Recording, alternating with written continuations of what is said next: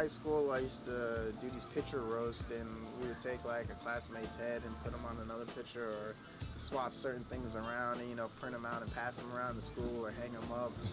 So it's like, we had fun with that back in the day. Can you remember one picture in particular that probably just got a lot of laughs?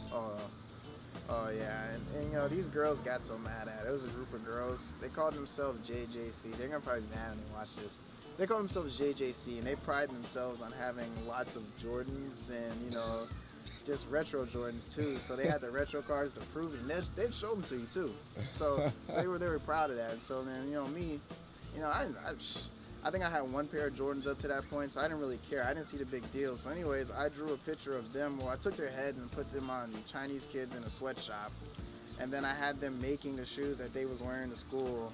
Ooh. And they were fake retro cards. So I just did that, and I thought it was so funny. They got so mad at me. Them and their boyfriends were just yelling at me on the forums on MySpace. I'm like, they got so mad. You know? Oh man, MySpace days. Yeah, MySpace days were savage. They were fun though. It was a wild, wild west. Fake Savian. Well, Savion's my real name. That's my government name. And my older brother named me that.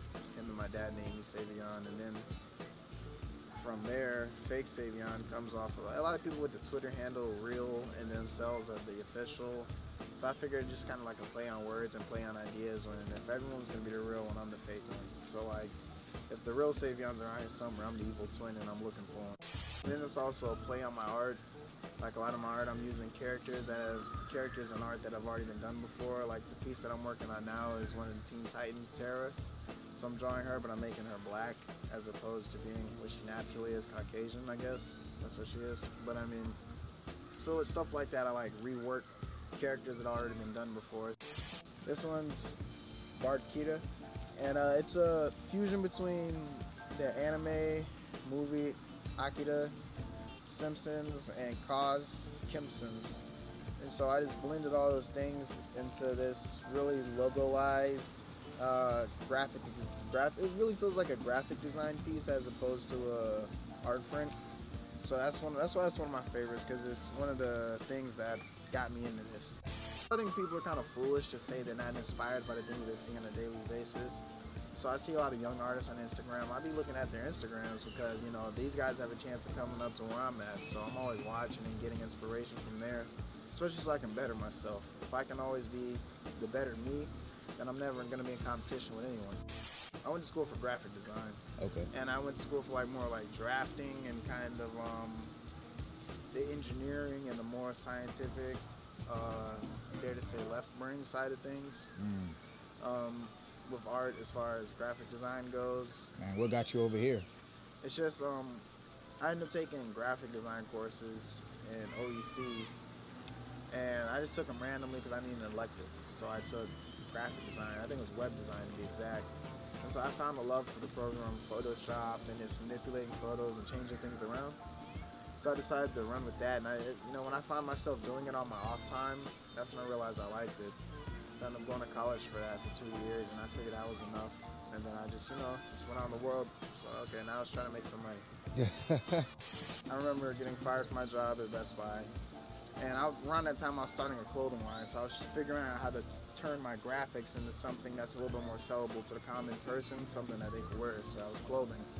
So I was starting that up. I get fired from Best Buy, and then I just ran with clothing because I'm like, okay, you know, I ain't got no job, so I ain't got no excuse. So I just ran with it. We did it for 3 years, and we had great success off of it. Me and the partners that I used. It taught me a lot about being a leader, getting smarter, and handling business and politics, man. Ooh. Politics. Politics are garbage, but it's like some people enjoy it. Yeah. Some people enjoy it. One thing in politicking is have others do the work for you, and you always take credit. That's something that's very important with politicking. Always take credit. Always take credit. It's like ghostwriting or having someone write your, I don't know.